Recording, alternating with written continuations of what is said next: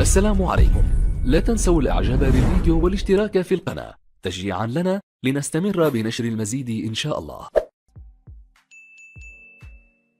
فرصة تدخل من حارس المرمى معاذ الجزيري للمنتخب الوطني المغربي. هنا اللقطة كانت تدخل بهذه الطريقة خارج الملعب، ركنية للمنتخب الوطني المغربي الذي يضغط على الاحتفاظ بالكرة، يريد التسجيل ويريد الوصول للشباك لإسعاد اللاعب إلياس بالمختار. تسديدة خارج الملعب، تسديدة كانت تحتاج لاعب أحمد موهوب. بهذه الطريقة سدد موهوب، تسديدة خارج الملعب، ركلة مرمى لفائدة. محاولة جديدة من فرص ومحاولات المنتخب الوطني. خطأ، كرة ثابتة، دافع منتخب ليبيا لارتكاب الخطأ لإيقاف مهاجم المنتخب الوطني الإسباني. يستعد التنفيذ اسماعيل، التنفيذ من اسماعيل، الهدف الاول. جول جول جول جول جول جول، الهدف الاول للمنتخب الوطني. تسديده لا تصد ولا ترد من اسماعيل العود، يسكن الكرة الشباك، يسجل الهدف الأول للمنتخب الوطني المغربي في مرمى منتخب ليبيا. كان تنفيذ الركلة الحرة المباشر. نبيل باها بهذه البداية، بهذا السيناريو، بهذا الأداء، بهذا المستوى، بهذه العزيمة والرغبة. هنا كان التسديد من اسماعيل، لم يترك أي فرصة لحارس المرمى معاذ الجزيري للتصدي. الهدف الأول للمنتخب الوطني، بداية جيدة. الحصول على الهدف الأول في أول 10 دقائق أمر.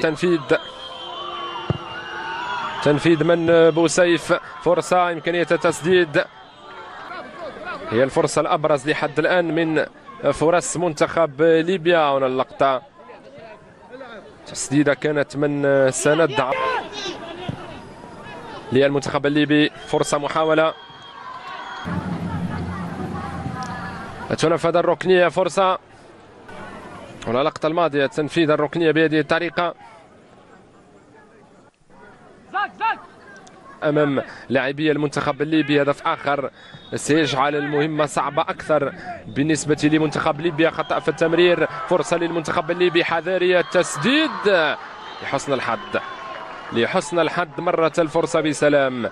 المرمى، فرصة لم يستثمرها المنتخب الليبي. كان التدخل ممتاز من نبي. كرة من جديد، التمرير، محاولة لمنتخب ليبيا. أنس الشاويش، هذه المحاولة تفاديا لأي مفاجآت. تدخل من اسماعيل، ما الذي سيفعل اسماعيل؟ يمرر الكرة اسماعيل، فرصة للمنتخب الوطني. المرور وركلة جزاء. الخبر السار لنبيل باها وللجماهير المغربية. الحكم، هنا اللقطة، أعتقد لا وجود للتسلل، لم يكن متسللا في اللقطة الماضية. زياد باها اف سي روان في فرنسا. هنا التنفيذ، تدخل من الدفاع، فرصة للمنتخب الليبي، كرة في منطقة الجزاء، التدخل من حارس ياسين بدوي. هنا اللقطة، تدخل من حارس المرمى كان في الوقت المناسب. تنفذ الركنية، فرصة للمنتخب الوطني، تدخل من دفاع للمنتخب الوطني. فرصة أخرى من الفرص ومحاولة جديدة من المحاولات، يضيع زياد بها. فرصة أخرى من الفرص، زياد الذي لم يكن موفقا في اللقطة الماضية. الكرة عادت للمنتخب الوطني، تمرير، فرصة، إمكانية التسجيل. زياد بها تأخر كثيرا زياد بها، لم يستثمر الفرصة ولم يستثمر المحاولة الماضية للإصابة. اللقطة الماضية لا وجود للتسلل. تأتي بالخبر السعيد للمنتخب الوطني، هدف آخر، التنفيذ. كادت الكرة أن تسكن الشباك. هناكو في الدوري الفرنسي. هنا اللقطة الماضية، الكرة كادت أن تسكن الشباك. أعتقد اصطدمت بالعارضة، نعم اصطدمت منتخب ليبيا. كرة في فرصة جديدة في منطقة الجزاء، تسديدة خارج الملعب بعيدة كل البعد، بدون من إلياس بالمختار لاعب نادي سعود. حاول كريستا، تمريرة طويلة،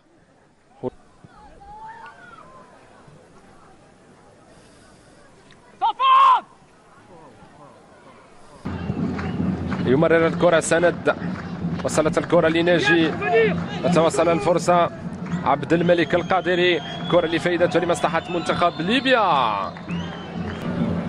هنا اللقطة تسديدة بدون دقة وبدون تركيز من موسى إبراهيم، تماس حمزة بوهادي،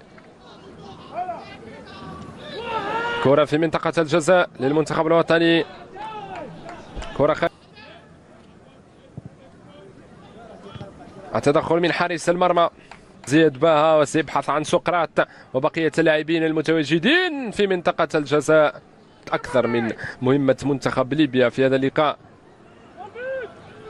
وسيقرب المنتخب الوطني أكثر من الحصول على نقاط 3. محاولة، فرصة العرضية، البحث عن إلياس بالمختار، يبحث عن التصويب إلياس، تدخل عدد كبير من اللاعبين يتواجدون في منطقة الهجوم، التسديد إلياس تأخر قليلا إلياس بالمختار، كان بإمكانه تسجيل إلياس. العودة من جديد، العرضية قادمة من حمزة، يتدخل الدفاع، كرة في جديد، التنفيذ، فرصة، محاولة، كرة خارج الملعب. هنا اللقطة، كرة اصطدمت بالأرض قبل أن تصل للحارس، وهذه تكون يبحث عن المهاجمين، تنفذ الركنية، عادت الكرة من جديد، إلياس بالمختار يحاول المرور،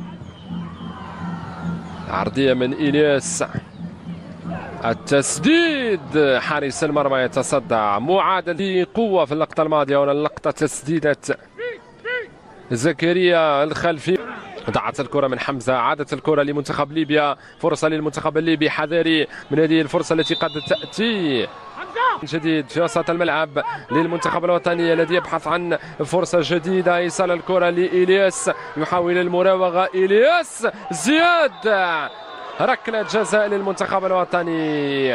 الخبر السار من لاعبي المنتخب الليبي على قرار الحكم. هنا اللقطة، هنا إلياس، المراوغة، بعد ذلك زياد باها، تدخل كان بطريقة غير قانونية من نور الدين مسعود. هنا اللقطة، هنا الكرة الماضية والفرصة الماضية، كان تدخل غير قانوني من نور الدين. تسجيل الهدف الثاني للمنتخب الوطني بانتظار الدور الأخضر من الحكم الموريتاني الذي يتولى الإشراف على تحكيم هذه المقابلة، موسى ديو. الضوء الأخضر من موسى، تنفيذ مثالي، تنفيذ ركلة الجزاء بطريقة مثالية من زياد. الهدف الثاني للمنتخب الوطني، تصبح النتيجة هدفان 2 مقابل شيء، هدفان 2 مقابل شيء للمنتخب الوطني.